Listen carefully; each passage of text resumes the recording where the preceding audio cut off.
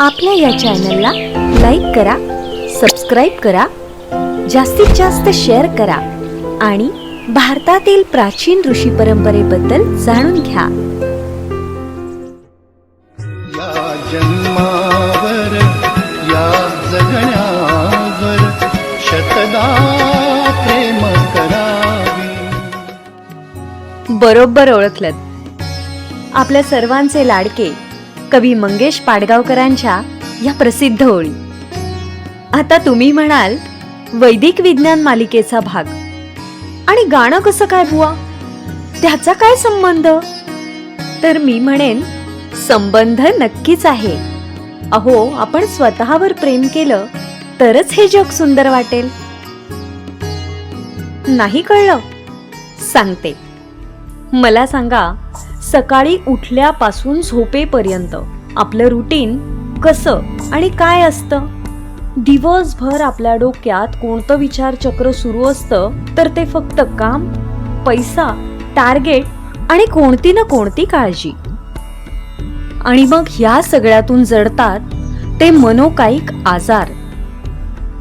सकाळी 6च्या ऑनलाईन योगा क्लासला आपण हौसेने नाव नोंदवतो, एक दिवस हजेरी लावतो आणि उरलेले दिवस असो.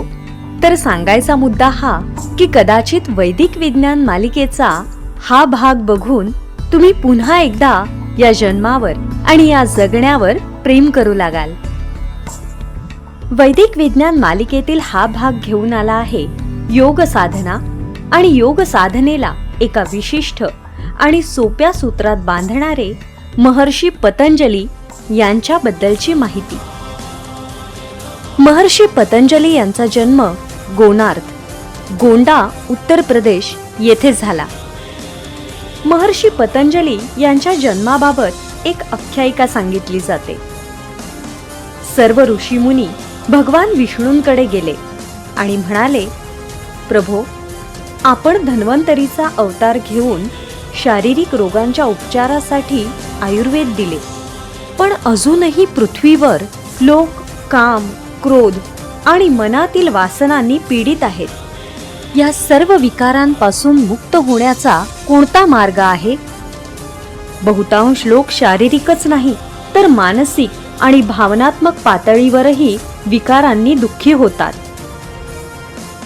भगवान विष्णू शेषशय्येवर पहुडलेले होते.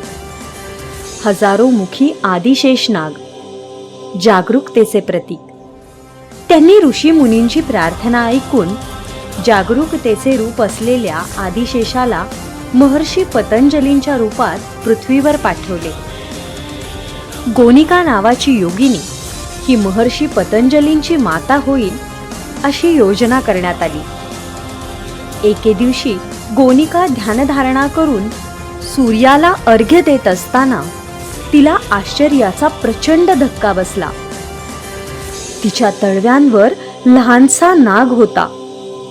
त्या नागाने मानवी रूप धारण केले आणि माझा मुलगा म्हणून स्वीकार कर अशी गोनिकेला विनंती केली.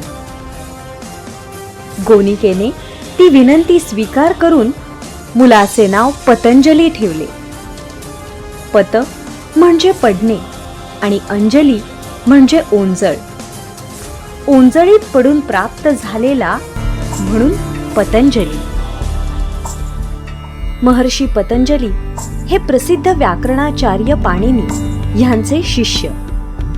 महर्षी पतंजली यांनी योगसूत्रे आणि पाणिनी लिखित अष्टाध्यायी ग्रंथावर भाष्य करणारे महाभाष्य हे ग्रंथ लिहिले. तसेच त्यांना चरक संहितेचे प्रणेते देखील मानले जाते. महर्षी पतंजली यांनी इसवी पूर्व 200 ते 500च्या दरम्यान योगसूत्रे हा ग्रंथ लिहिला. त्यामुळेच त्यांना आधुनिक योगाचे जनक असेही म्हटले जाते. योग या ज्ञानशैलीची त्यांनी संपूर्ण जगाला ओळख करून दिली. आज योग साधनेचे जे ज्ञान सुलभतेने उपलब्ध आहे त्याचे श्रेय महर्षी पतंजलींनाच जाते. महर्षी पतंजलींच्याही पूर्वी योगसूत्रे अस्तित्वात होती, पण ती विखुरलेल्या रूपात. त्यांना समजणं हे सामान्यांच्या आवाक्याबाहेरचं काम होतं. ही समस्या जाणून महर्षी पतंजली यांनी 195 सूत्रांना एकत्र करून अष्टांग योगाची निर्मिती केली, ज्यामध्ये यम, नियम, आसन, प्राणायाम, प्रत्याहार, धारणा, ध्यान आणि समाधी यांचा समावेश आहे. योगसूत्रे 4 भागात विभागली आहेत: समाधीपाद, साधनपाद, विभूतीपाद आणि कैवल्यपाद. योग या शब्दाचा अर्थ आत्म्याने परमात्म्यात विलीन होणे. योगाभ्यासात आपल्याला संपूर्ण जीवनशैलीचा एक परिपूर्ण सारांश प्राप्त होतो. तणावपूर्ण जीवनशैलीतून मुक्त होण्यासाठी आज फक्त भारतातच नव्हे तर संपूर्ण जगभरात योग साधनेचा प्रचार आणि प्रसार होत आहे. फक्त शारीरिकच नव्हे तर मानसिक त्रासातून मुक्त व्हावे यासाठी महर्षी पतंजली यांनी योगसूत्र ग्रंथाच्या रूपात अखिल मानव जातीला वरदान दिले आहे. महर्षी पतंजली यांनी दिलेले हे ज्ञान संपूर्ण जगासाठी दीपस्तंभाप्रमाणे आहे.